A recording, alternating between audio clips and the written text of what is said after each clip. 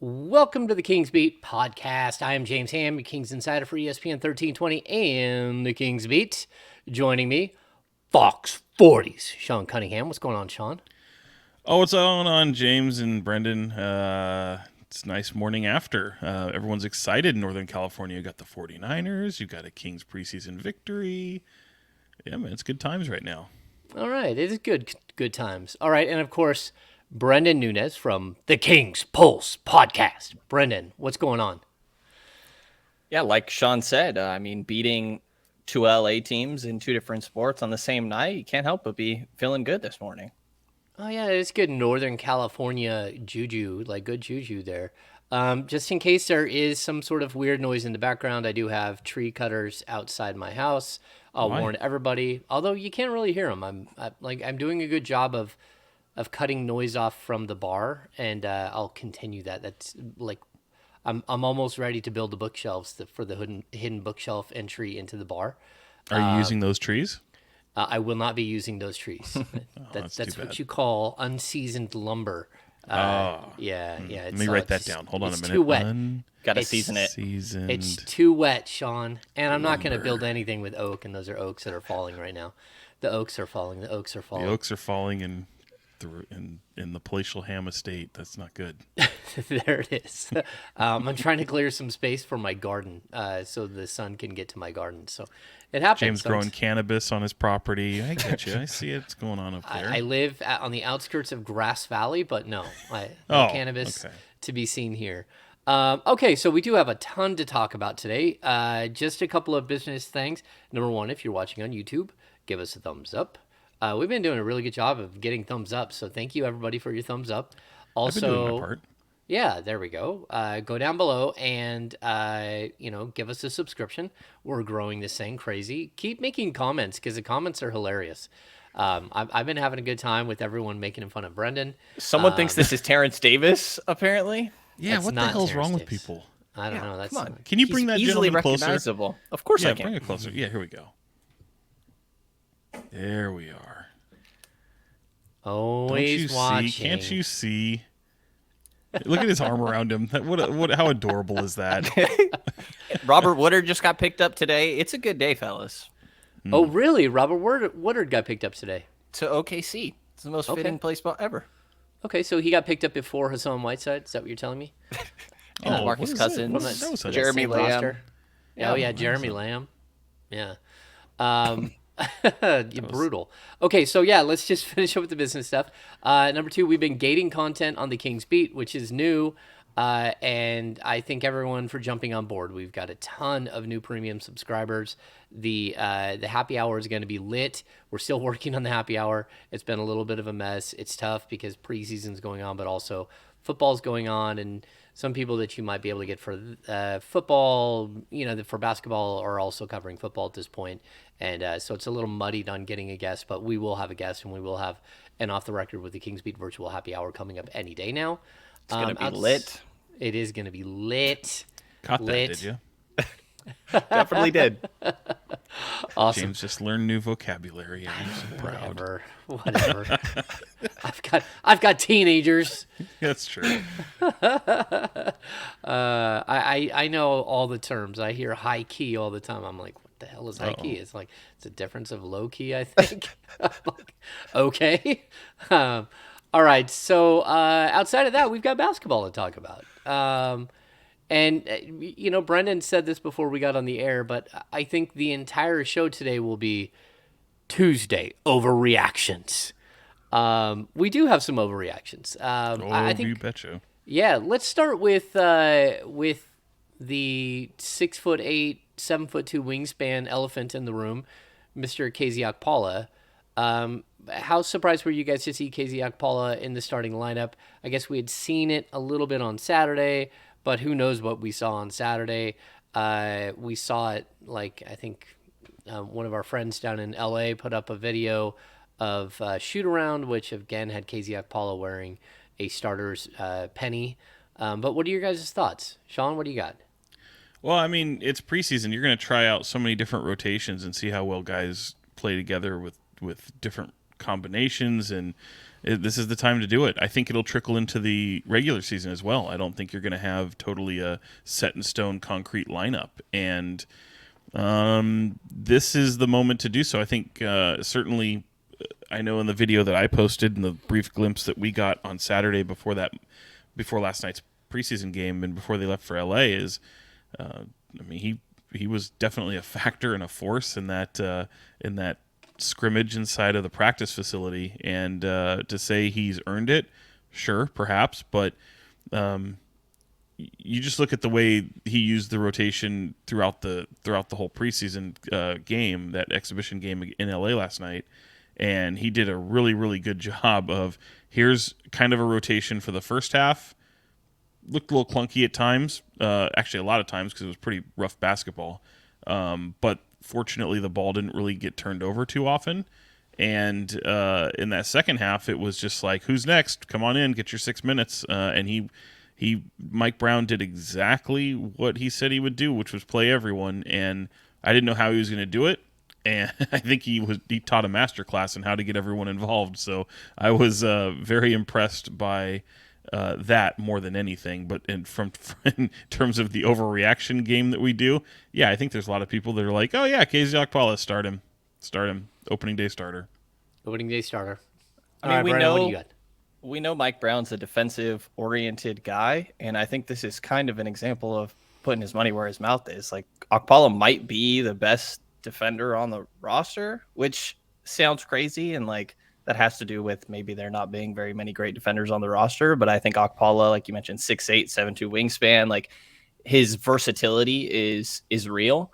And there's a part of me that wonders if it could be like a situational thing down the line, because you're playing one of the biggest lineups there is in basketball when you look at LeBron James, Anthony Davis, Damian Jones on the other side.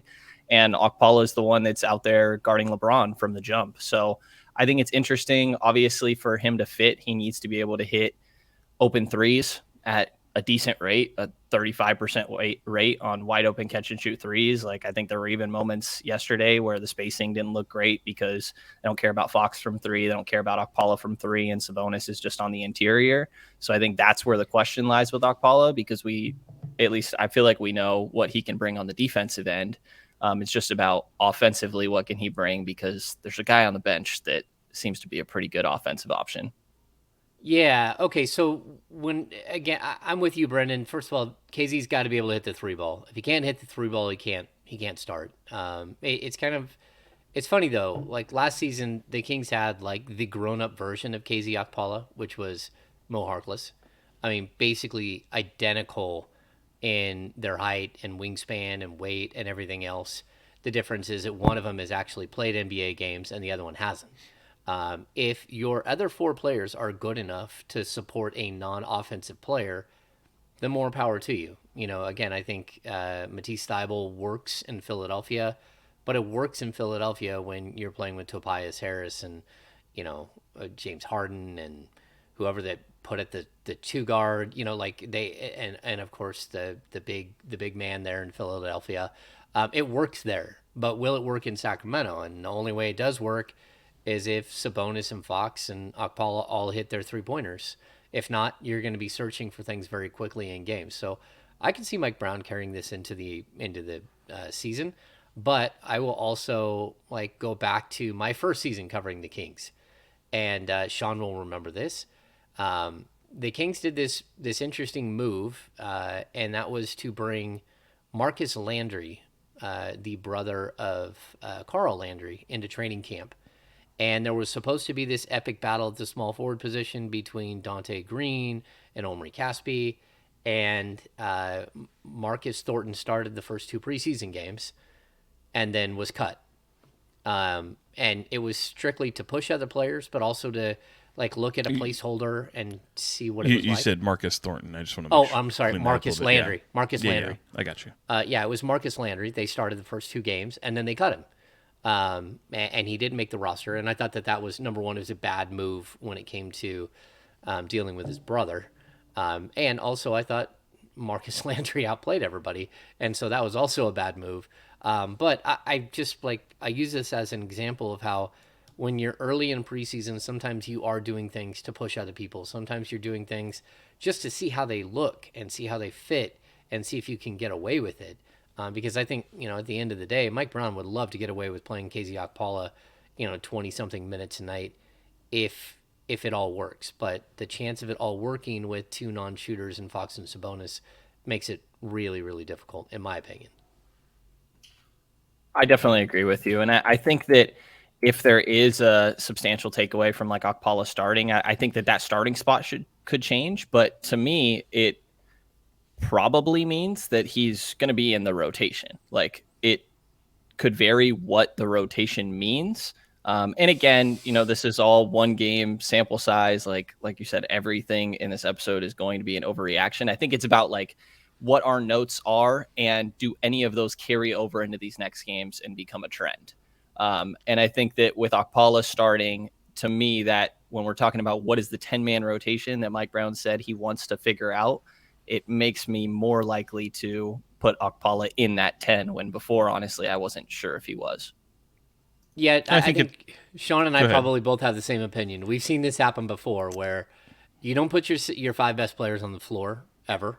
That's just the way basketball works. You want to have at least your six man should be one of your best five players.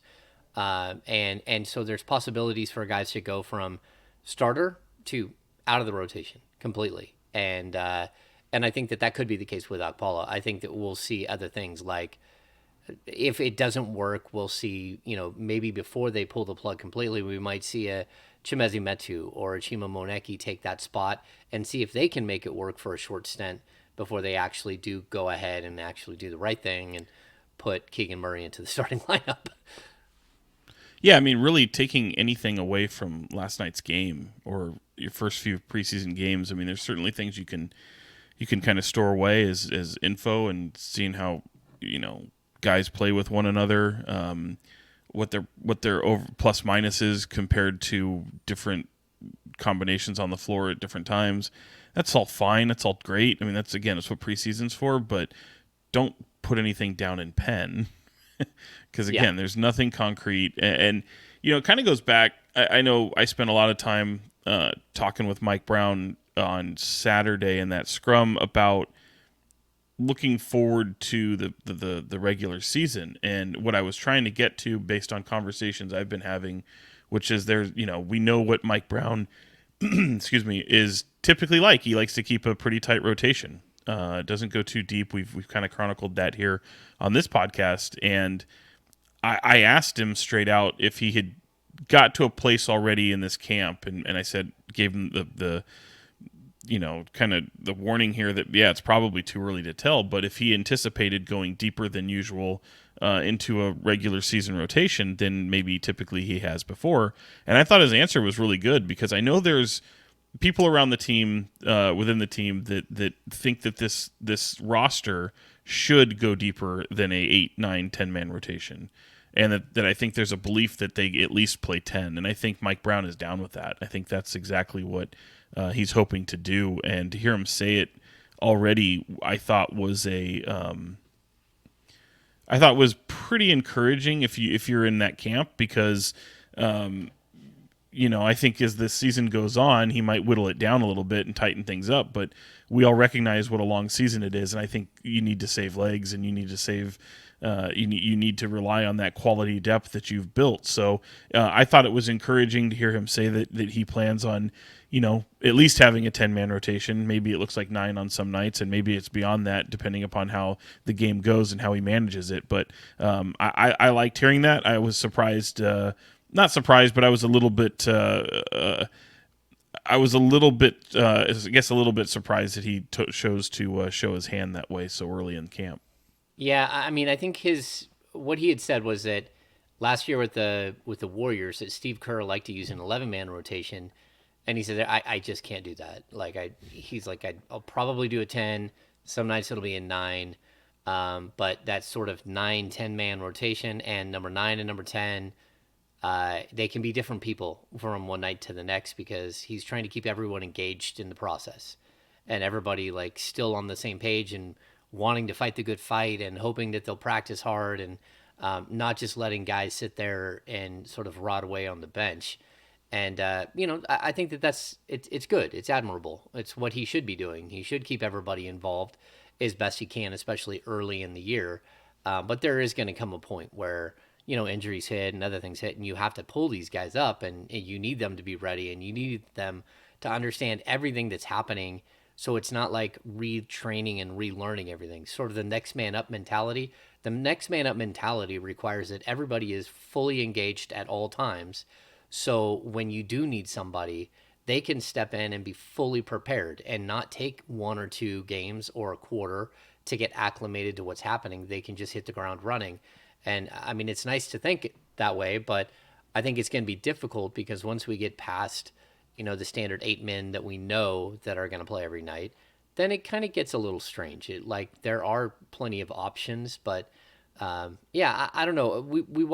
I thought we watched Mike Brown play a starting five, which I think one of the starting five could get swapped out for someone else at any time. I thought the next unit was solid as well, and that next unit was, of course, Davion and Malik Monk. What do we have? Keegan Murray at the 3 once again, which is an interesting development. Trey Lyles and Rashawn Holmes.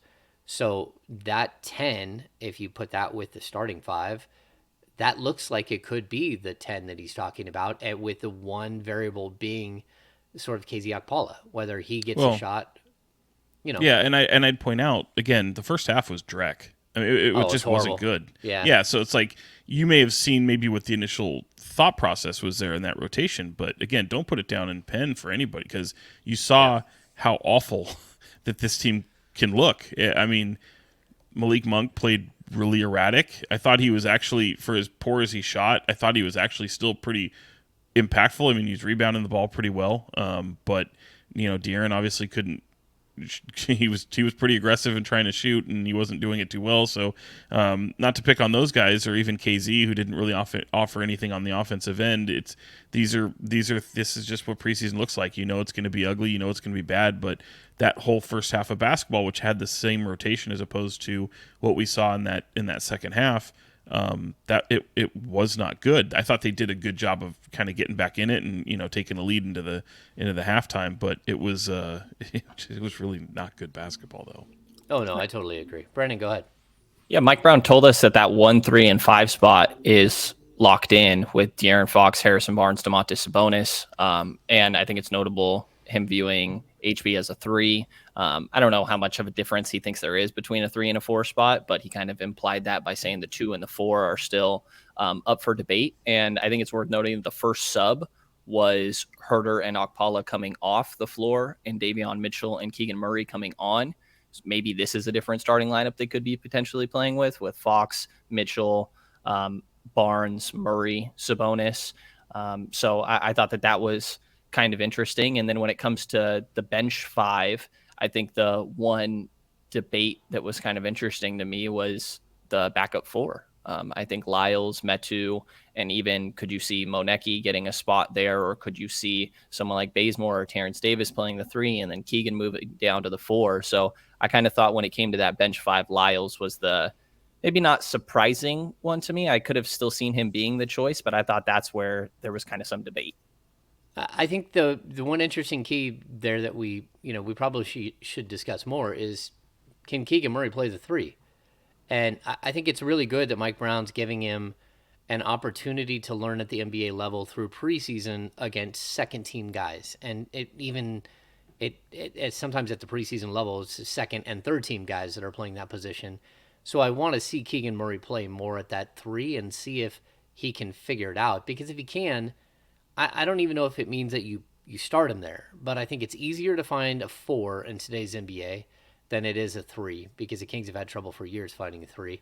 But I also think having the switchability between Barnes and Murray would be tremendous. If you can get him to defend the 3 as well, that's how this team could really, really take off, because it would allow Mike Brown to do a full switching defense and allow him to do a lot of different things. So yeah, and you see it with him. I mean, he's got the ball in his hands kind of a lot when he is playing the 3 and advancing the ball quite a bit. I think from the offensive standpoint, he's certainly looks the part. I think it's just the defense again, like you mentioned, James. Like if he can do that defensively and guard threes, yeah, he could be a pretty special player right there. Yeah, I think it's intriguing. Go ahead, Brendan. I think the thing defensively is like I don't know if they have anybody that's really a three, to be honest. Like I think that most guys' primary positions are either going to be the 2 or the 4, and then like sure you can get away with them at the 3 spot. Like I think HB and maybe KZ and Keegan all can get away with it just fine. But I think that when it comes to what your other options are, Keegan is probably one of the better ones. I think Herder is another option as well. That's true. But you're right. I mean, I primarily want him at the 2, but positionless basketball, man. I mean, you see moments where you could have Trey Lyles at the center position. So if you want to go with a bigger lineup because you don't really have a lot of size to begin with, if you're going somebody like Lyles, Harrison, and Keegan, that's pretty decent in terms of guys who are also being able to put the ball on the floor on the other end as well. So I think it's definitely intriguing, and I think he's got a lot of options. But positionless basketball, I know some people roll their eyes at it a lot because while positionless basketball in theory is great, you still want to have a bona fide 3. You kind of see what they're working with, and you can see some interchangeable positions.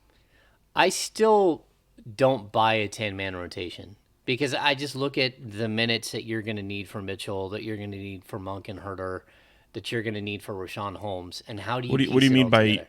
explain that? What do you mean by that you're going to need?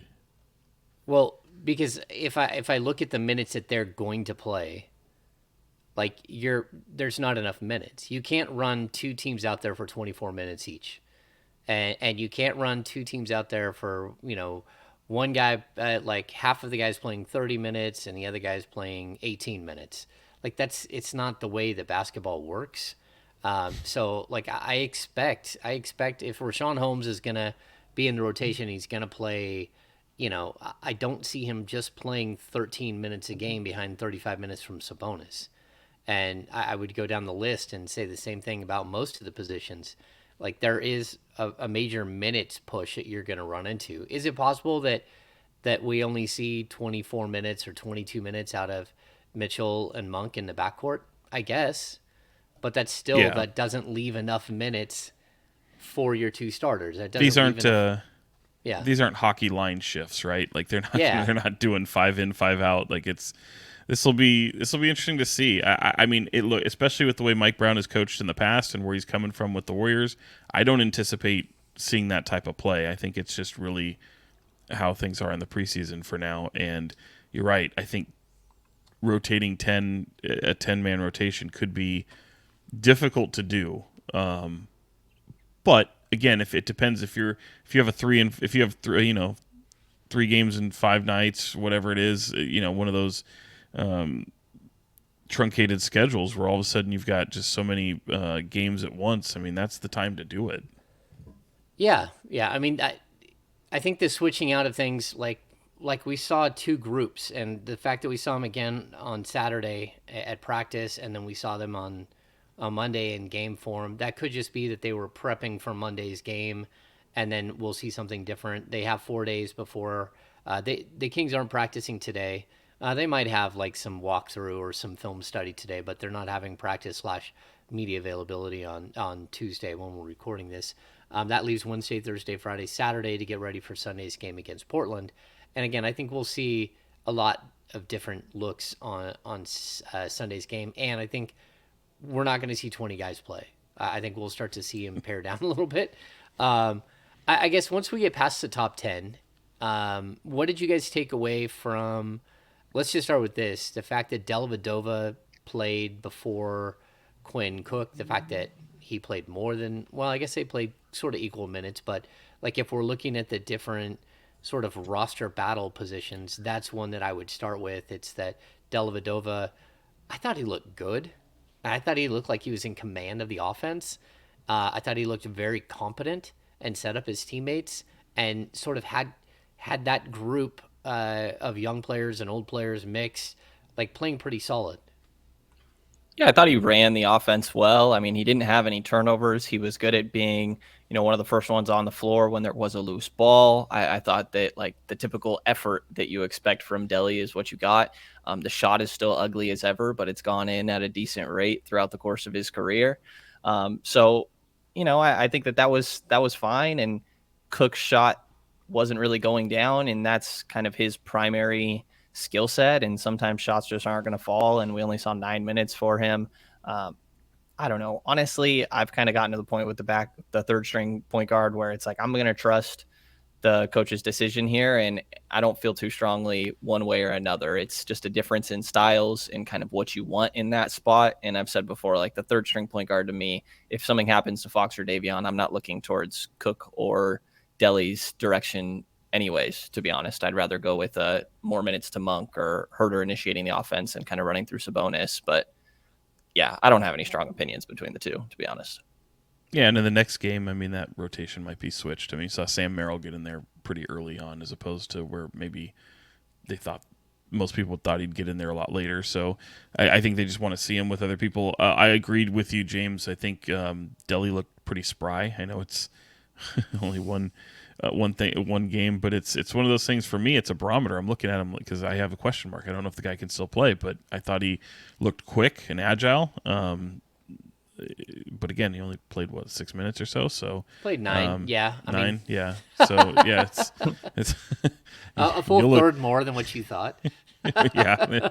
So I just don't take much. I think the biggest, I think if we're going down these things and looking like, oh, this person, would you think of this person? Like, really, the only one that really truly stood out to me is that Keegan still looks like he belongs. I think that was, the whether they're playing him in different positions. I think even defensively, I like when the ball's in his hands a lot because he looks like he's very comfortable with it. The shot obviously looks pretty fantastic. So, there were a few guys that stood out to me, and I liked some of the activity, but it's a really bad basketball game. I just have to keep pointing that out to people because I'll be honest. I was in the 49ers press box. I didn't get to see the game until early this morning when I got back to Sacramento, and there were members in the press box that were very engaged into the preseason game, and I was kind of shocked by that. But yeah, it was a pretty good Niners game. Yeah. I mean, there was a bunch of fans getting their ass kicked on the field by linebackers and stuff. Yeah, man. Yeah. There's a lot of crazy stuff that happened in that game. Okay, so you brought up Sam Merrill. I think the Sam Merrill question was like that stuck out. It was like, Sam Merrill's in the third group, not the fourth group. And that could have been just because they wanted to break up some of the veterans with young players type stuff. But I also kind of looked at Kent Bazemore. They panned to Kent Bazemore on the bench for like 25 seconds and him just sitting there like deadpan, like, I can't believe this is happening to me. I'm playing behind Sam Merrill in a preseason game, and I'm going to be part of the fourth line of Kings players to get in the game with, Keon Ellis and Namias Keita and Chima Moneki, and like I just thought it was kind of and Quinn Cook. I also thought Quinn Cook looked heavy-footed, not in like spectacular shape. Maybe that was just me. He just didn't look like he was full. Like I looked at Della Vadova and I'm like, hey, look, he has been in Sacramento for 3 months working out, trying to get in shape and trying to get ready for the season. And Quinn Cook did not have that same appearance to me. Wow. Yeah. Shots fired. Quinn Cook, take that. No. I mean, Sorry. I wasn't expecting that. No, it's just, I don't really have a thought on that. I think we're still in the Tuesday overreaction part. No, of course. What it very much feels like. But, yeah, man, like I didn't really, I think Baze knew he was going to get in. I don't think there was any secret as to when he was going to get in.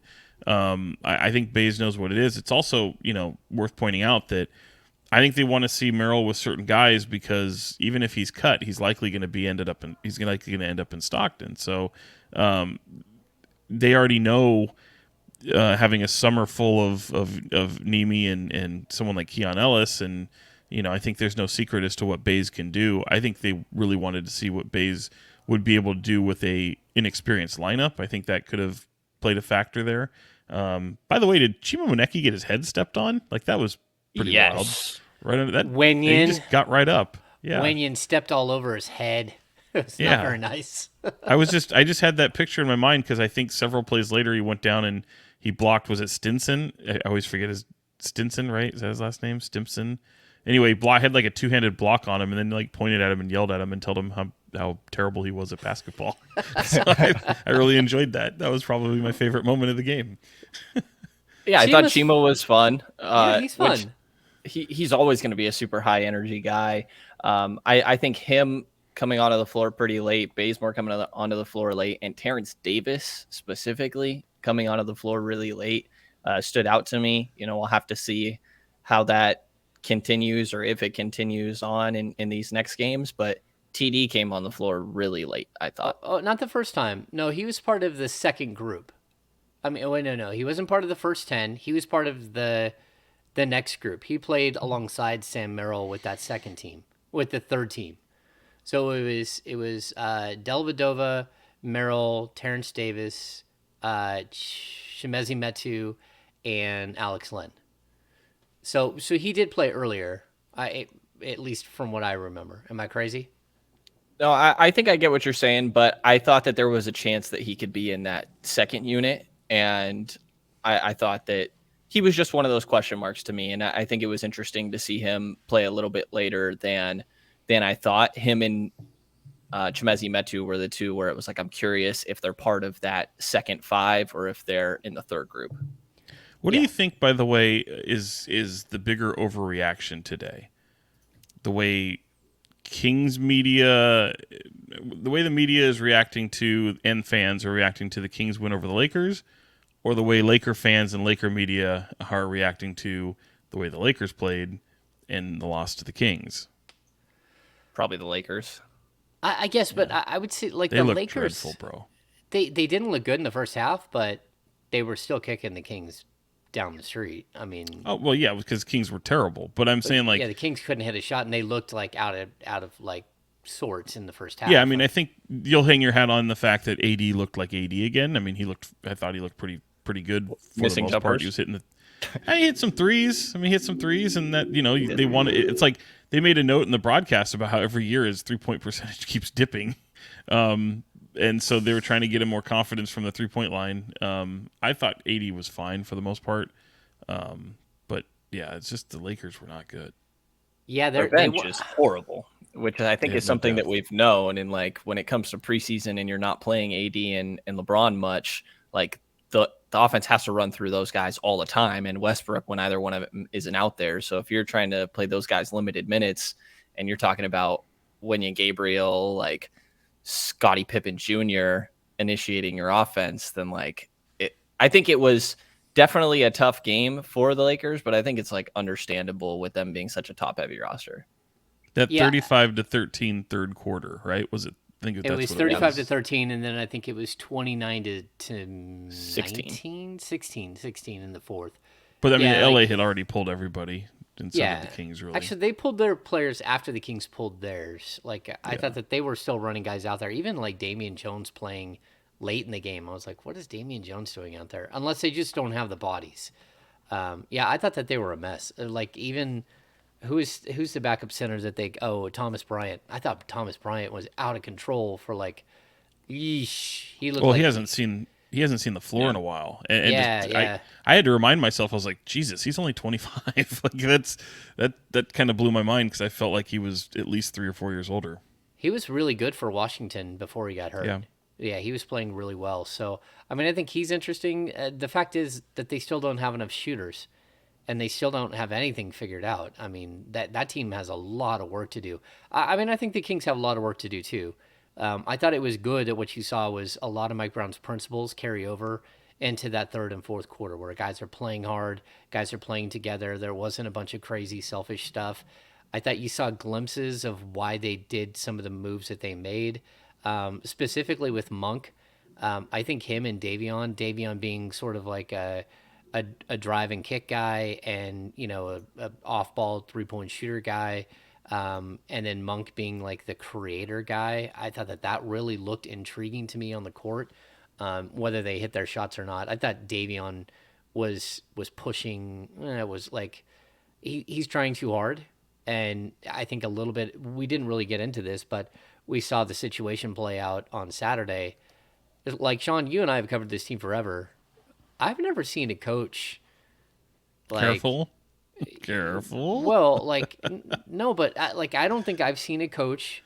First of all, they don't usually let us in for a lot of practice time, but normally if a coach is gonna like address a player and sort of, like tear them apart a bit in practice, they do that behind closed doors. They do that where we're not watching, not where they bring in the media.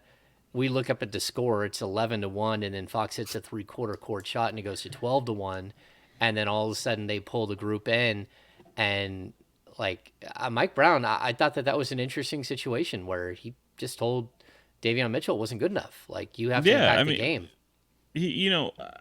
First of all, some coaches wouldn't do that, but I think some coaches who haven't done that enable soft behavior. I mean, that's just, Of course. that's what enables these guys from being I got a lot of nice guys, famous Dave Yeager line. That is what coaching looks like. And you know what? With respect, he didn't get all over him. I didn't think he jumped his shit. I thought he was just pointing out the fact that we need you to be better. You have to be better than that. And you can hear a good portion of that audio, at least on the video that I shared. Yeah, mine too. It's if coaches are worried about what the public sees, you're not going to last. You're not going to be a good team. I mean, ideally you would have had another player come up and kind of say those things, or an assistant coach come up and say some of those things, to bring the group together. I was like, no, that's a teaching moment. That's what you have to do. And that's kind of the stuff where I go back to this summer, and we're talking about what we anticipate from Mike Brown. I think you learn a lot when you listen to this podcast, because I wanted to allude to the fact that he's a very old school coach. He comes from a Greg Popovich tree. Greg Popovich will light your ass up, and that's lighting your ass up. Mike Brown has a different, delicate approach, but still gets the message across in front of everybody. And again, if you're worried about what the public is seeing and all that other stuff, I think that fuels your failure, to be honest, because at the end of the day, this is basketball. And if you want to get better and you want your people to learn, and these guys all make more money than the coach does. So if as a coach, you have to be assertive, you have to command respect. And the minute you lose that respect, your ass is out. So I liked it. Again, I think some people really overreacted to it. It's not that he hates Davion. It's not that he's, chiding the guy. Yeah. I mean, it's even calling out. I didn't like that term, but, I definitely like the fact that he saw something, he addressed it, and you move on, I don't think there's any carryover to that or anything like that, or like Davion's like, I think that they've seen a lot of speculation online and stuff. It's none of that, but this is what he's a very, especially with Mike Brown, man, like he's a very drill-oriented coach. You're going to see drills and drills and drills before sometimes I think in the first day of camp, you've seen coaches before. I know Luke did this, and I'm not trying to, slap Luke around for this, because I probably would do it too. But very first day of camp, you roll out the basketball, you just let him play and just kind of get it going. You got to start somewhere. And I don't think Mike did that. I think Coach Brown definitely had a different, he wanted to run this team. I think he wanted to make sure that pace is understood, defensive efforts understood. He's just doing a lot of teaching and a lot of drills, and this OCD kind of old school structure and discipline approach is what we came to expect, and now we're seeing it. We've heard a lot of players talk about him being detail oriented, and I think like Fox was one that talked about even just when they're all practicing with one another, maybe it's like 3-on-3 or something, Mike Brown's watching from the windows up top and can't help but comment on little details and cleaning things up. And I feel like that's what it is with a lot of things. It's just cleaning up the details. And when you're a team that doesn't have great, I mean, that's an understatement even, but doesn't have great defensive talent, then you have to successfully do all the little things. And that's something that Mike Brown has talked about a lot, and he's making sure happens. I mean, how many times have we heard the wording competitive spirit in like the week leading up to this? It's just nonstop for Mike Brown, how the importance of having a good competitive spirit. And I think that the talking to Davion, like you guys caught at practice and shared, I think is an example of that. I think we saw yesterday in the game, he was really quick to call timeouts. There was one possession that passed at the beginning of the second quarter. They played one defensive possession. Mike Brown had seen enough. There was a blown defensive coverage. Malik Monk let his guy go right past him. Trey Lyles had poor help, and Wenyen Gabriel got an easy dunk. Maybe Rashawn Holmes could have been there to help. Hard to exactly tell who it was on. It was poor defensive effort. One possession in that quarter, Mike Brown had seen enough and called a timeout. There's another instance in like late third, early fourth, where Chimezi Metu kind of missed a defensive coverage on a dribble handoff. Mike Brown called a timeout right away, walked up to him and let him know maybe what should have done better. Was there a different one you noticed, Sean? Yeah, I thought maybe we're talking about the same one, although I don't think Mezzi was on the floor. I saw it was another one involving Malik Monk where Max Christie goes right by him. Rashawn Holmes is in the third. Is it Yeah, the it's got to third? be third. Yeah, Rashawn Holmes backed out of the paint and he went up right for the dunk, and Mike Brown immediately called timeout. That was the one that stuck out like the sore thumb to me outside of the one you mentioned in the first half. I definitely remembered that one as well. Both of them involving Malik, unfortunately. Yeah, I think what we're talking about here is accountability. It's the word that we keep hearing, that we've heard for a couple of years. Consistency, accountability. They all point at the same thing: inconsistency, lack of accountability.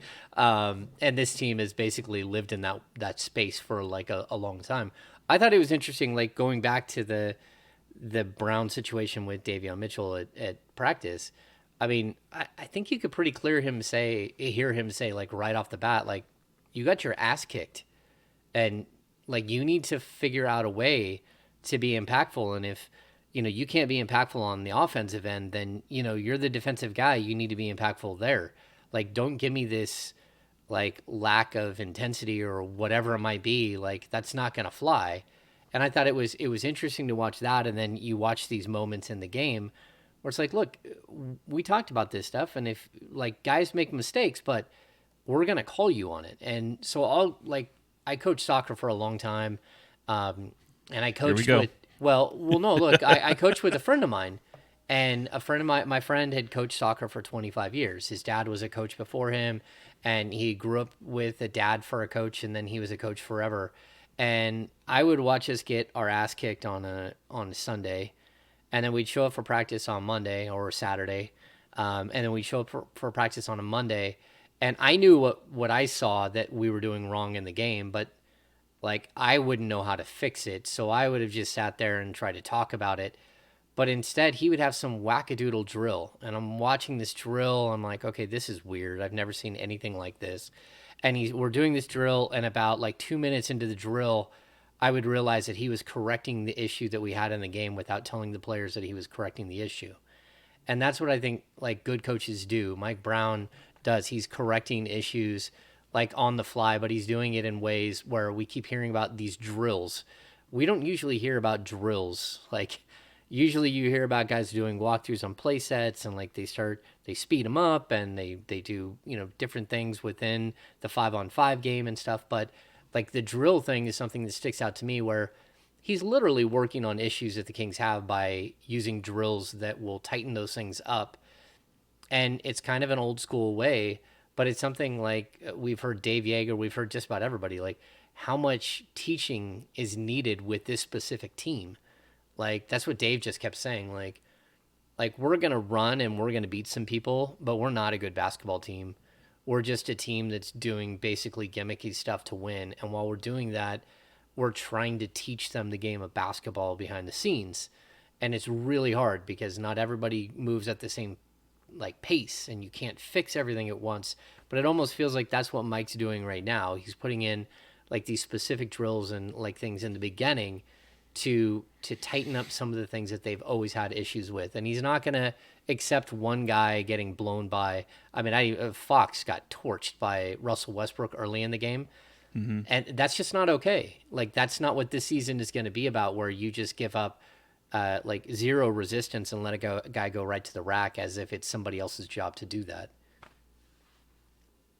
Yeah, no, I agree with that. And I think part of it too is Dave would have just thinking about Jaeger here. He would have killed to have this team. I mean, the basketball Yeah. IQ is so much more higher. Even with Mike Brown having to concentrate on the little things right now and do a lot of teaching, this is night and day from what Jaeger had to deal with.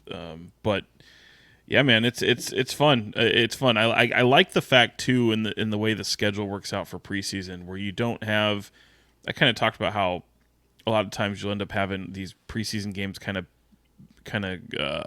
group up on one another, where all of a sudden you've got maybe 2 days off in another game or 1 day off in another game, and you just get through the preseason schedule so quickly.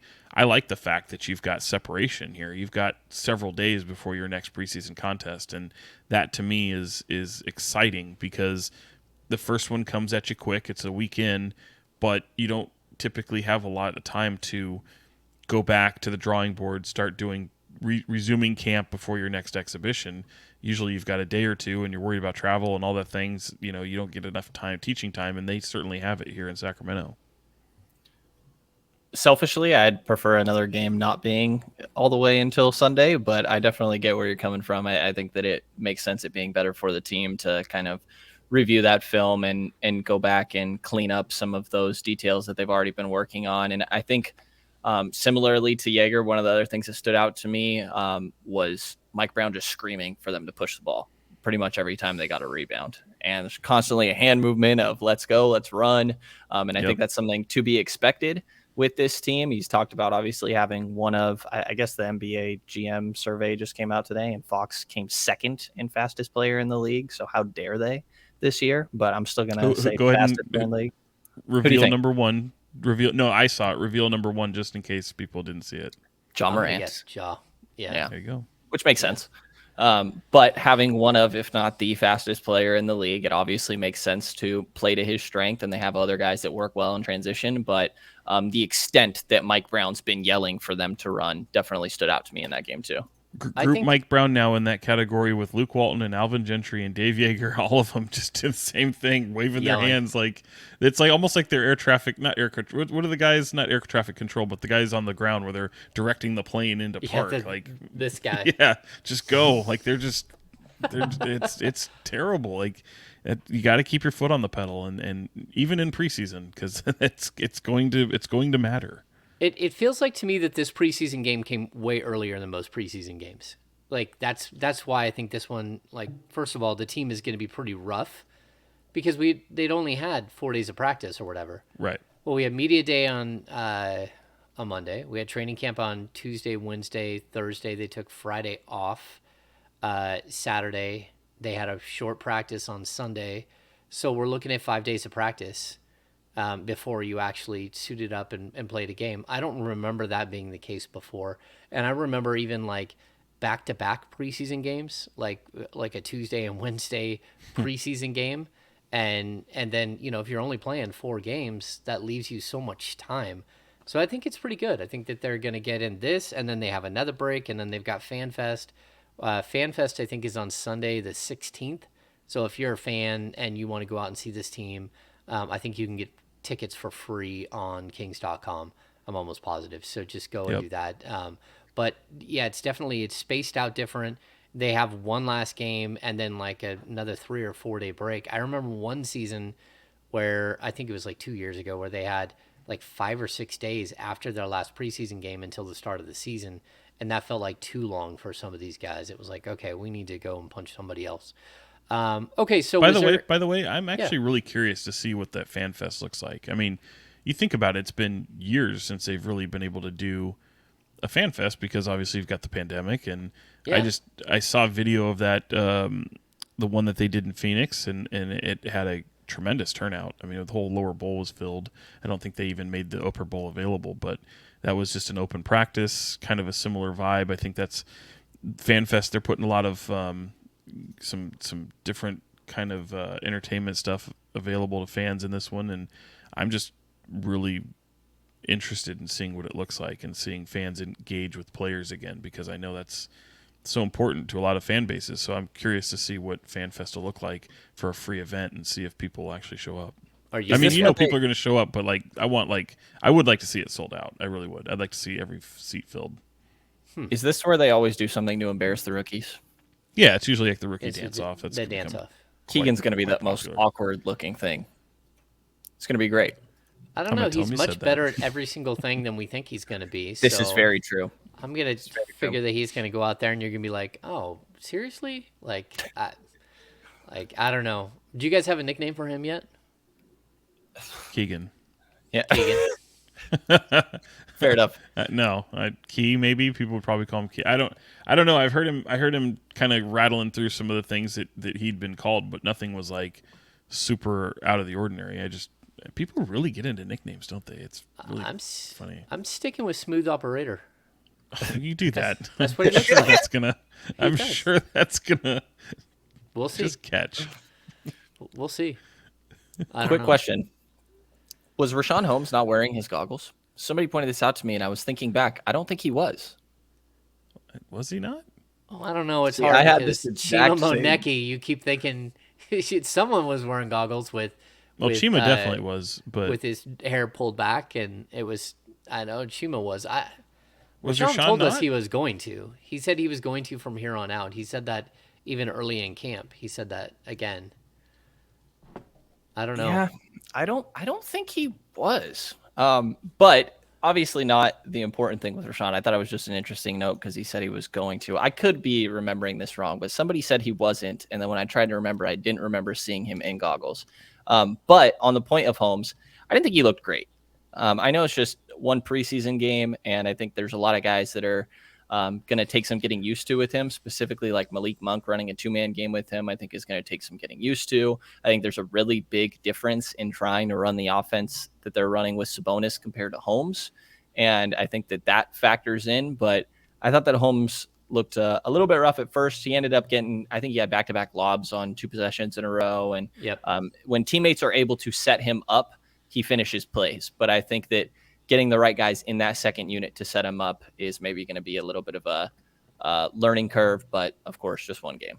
You know what I thought was Keegan Murray passed the ball better than I had seen him pass the ball. Like I saw him look for some passes that I didn't think that he would have caught. And so I think that they're actually going to use, I mean, Keegan talked about this like early in camp or at media day, I can't remember which, that he'd been playing out of the high post a bunch. And I think that they're actually going to use Keegan Murray with that second team as like a Sabonis light. Like they're going to play the ball through him and let him create for others and himself. So it's one of the reasons why they probably haven't just elevated him right to the starting lineup. Although, like I'll just keep telling people, like if he's in the starting lineup, he's like the 4th or 5th option in the starting lineup. So like it doesn't really help him to go into the starting lineup right now. I think there will come a point where he does move into the starting lineup, but I also think once he starts, like the true rookie of the year buzz starts during the season, like the Kings are going to fall in love with that idea, and he's going to move into the starting lineup sooner rather than later. I think him being in the starting lineup is more about unlocking the other players rather than unlocking his own game, personally. Yeah. Well, I mean that's the problem. Like if you're the 4th or 5th option, you're not part of a lot of things. You're going to be a floor spacer and a guy that can impact the game for sure, but you're also not going to get just the sheer opportunity. You're not going to have the ball in your hands. You're not going to be able to move around and do all that stuff. Sean seems to be like checking if Rashawn has his goggles on. Yeah, I was looking at the play, and he's got his face turned the other way, but it looks like there's goggles there.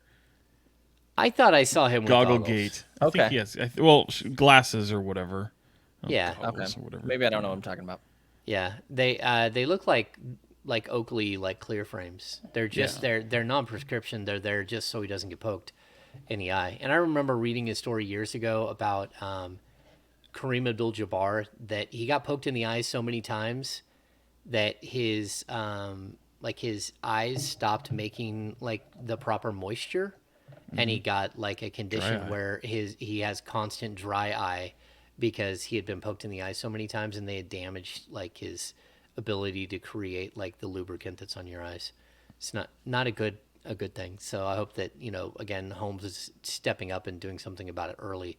But he's also, I mean, a lacerated eyeball. Like, oh Jesus, they had to Ouch. stitch his eyeball. Think of that, people. Get cringy. Stitch. Okay, so let's see. Let's do the business of basketball. I just want to ask this. We talked about the overreactions.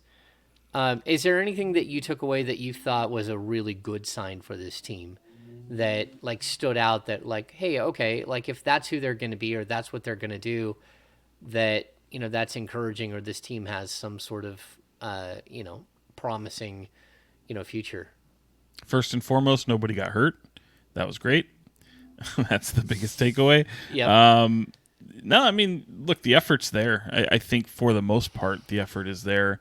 I think it has to still be drawn out of them a lot more than it rather than it just coming naturally to some. But again, you didn't see a whole lot of bulk minutes. So as far as clunky as that first half was, I feel like the longer we go in through the preseason, you're going to see these minutes extend for some of the normal guys, some of the normal rotation players, and it'll be interesting to see the evolution from the one game we have to where they finish up the preseason with the Lakers on the 16th. No, that's FanFest. Right before they tip things off on the 19th. I don't have the calendar in front of me, but they finish off with the Lakers. So just to see how things look drastically different from that first preseason game to the next. I actually think there's a level of compete, as Mike Brown calls it. I think there is that within this team. I think they have a very big competitive spirit, and sometimes in this early going, you tend to see guys do too much, and certainly that was on display last night. I don't think you'll see. Well, I hope that's part of the evolution you don't see by the final preseason game, where a lot of that hopefully is cleaned up. Yeah, I feel like the primary takeaway kind of has to be Keegan Murray for me. I mean, we knew that he was an NBA ready guy coming in, but I think just seeing more proof of that is nice. And at some point, the asterisk won't exist. Before it's just summer league. Now it's just preseason. And those are reasonable asterisks that, are said for a reason. But at some point, it won't exist. And as he keeps going up, he still looks like he belongs, and he's going to make a substantial impact. I thought that he did all right. He had his moments on the defensive end. I think he had moments where he definitely could have been better too. But he had some pretty promising moments on defense too. So I think that Keegan definitely looks like he can make an impact pretty quickly. Yeah. Okay. I like all of it. I mean, to be honest, I thought the offense was clunky. I thought that, especially the starting unit, I think, Mike Brown wants to get away from the pick and roll as like a crutch. And in doing so, he's probably taken away his best like offensive combination weapon in Fox and Sabonis. And I know they'll get back to it, but like they're trying to do a lot of read and react and a lot of, motion off the ball and not just these little 2-man games and pick and rolls because they, all of them have said it. Yeah, we get limited by just doing pick and roll every time. So I think they'll get back to the point where they do quite a bit of pick and roll. But as of right now, I think that could be something that helped make them look better for right now. And so I'm okay with them not doing it. Outside of that, I thought it was interesting Sam Merrill played as much as he did. I thought that I want to see more Chima and see what he looks like with different groups.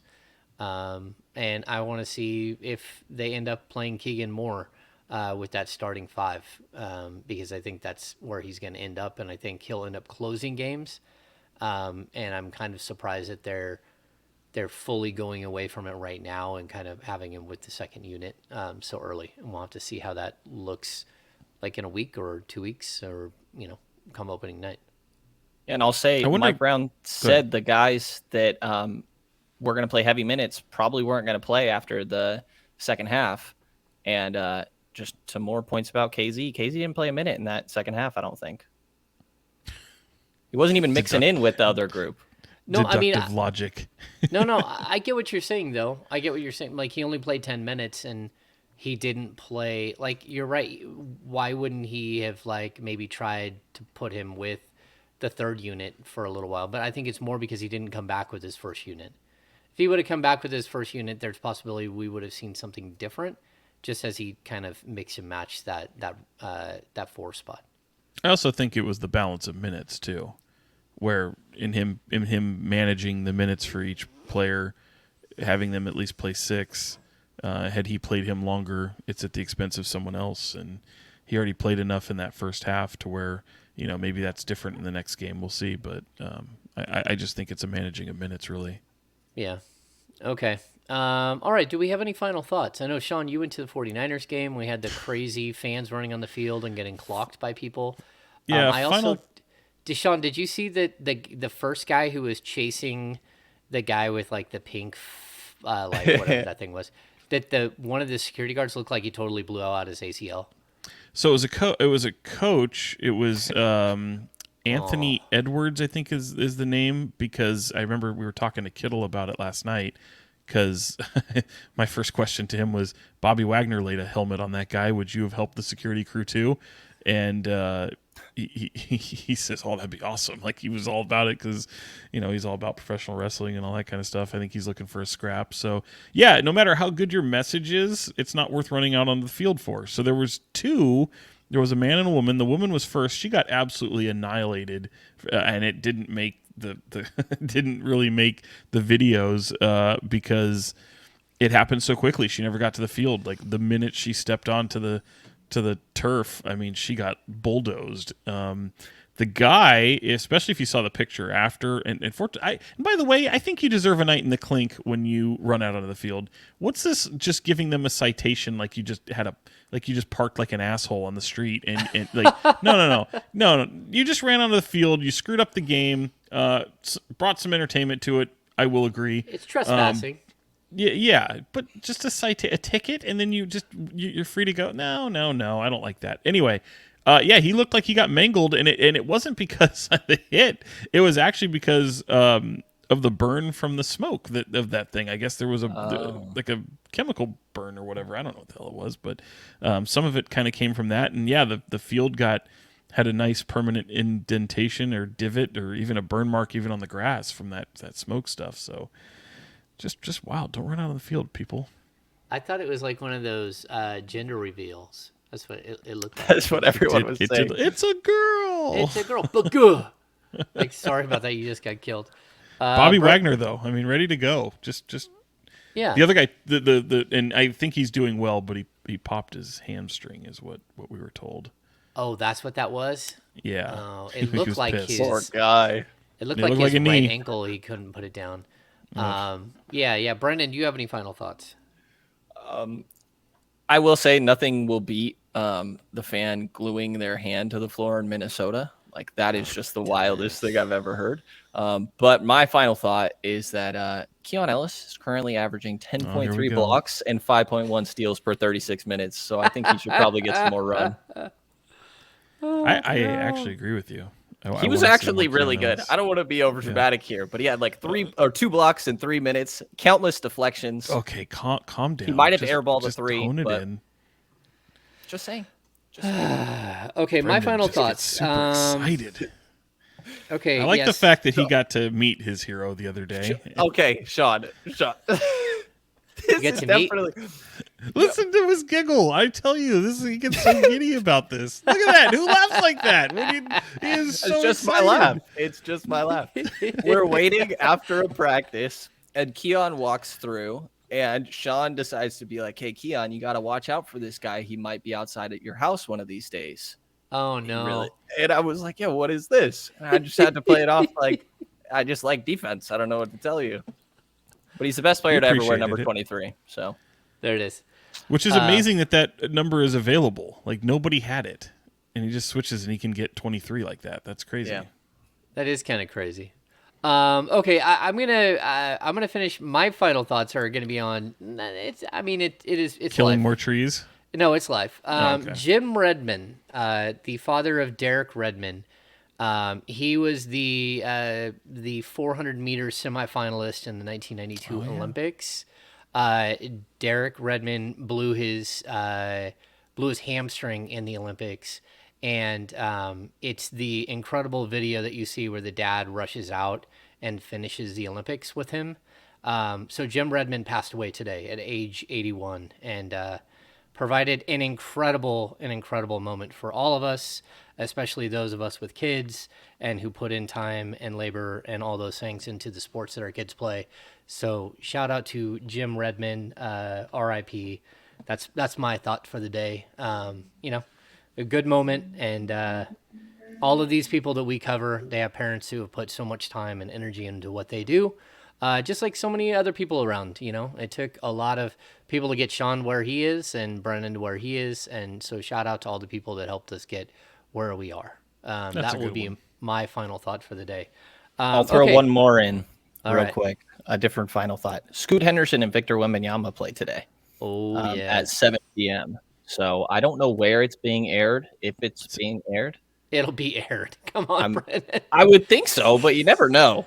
I heard something about the G League has an app, and it might be there. But I assume that like the 4-letter word will have it up and going. They'll have 2 games. I think they play today, and then on the 6th, I believe, is the next one. I could be wrong with that second game, but they're going to play 2 games against one another, and both projected number 1 and 2 picks in this upcoming draft. So, do you want to read us an exciting one? You want to read us Victor's quote? Oh shoot, I don't have it in front of me. I know you love that quote. I saw you retweet it. It was so I'm looking good. forward to this now. Don't let us down. I need to know what he said. Oh, okay, yeah? Let me find this. It's been built up too much. So I've heard Scoot is one of the most amazing people to be around in the history of He's pretty bright.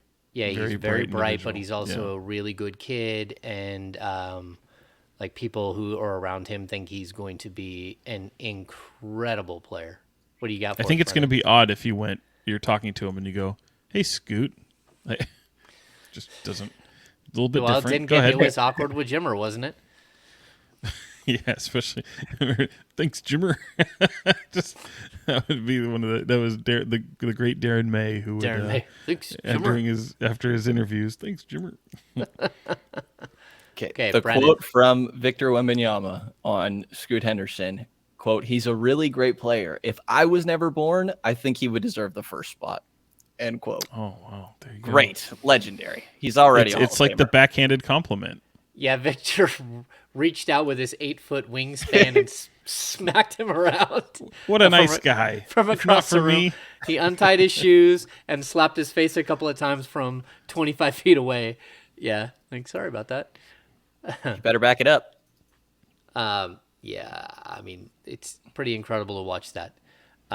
Sweet. All right, well, that's going to do it for this edition of the Kings Beat podcast. We're back to 2 episodes a week. Like we were last week. We will see you probably Thursday. We'll work it out. We're still working on the Kings Beat off the record with the Kings Beat virtual happy hour, but there will be one in the next coming weeks, especially before the start of the season. We got to get one in. So that look out for that. Thank you to all the new premium subscribers to the Kings Beat. If you are not a premium subscriber, make sure to lock in because we're gating content left and right, but also you need to support the people who are going out there and doing work and creating content for you. That's the way the world works. So for Fox 40's Sean Cunningham and the Kings Pulse podcast, Brenden Nunes, I am James Ham, Kings Insider for ESPN 1320 and the Kings Beat. See you later this week.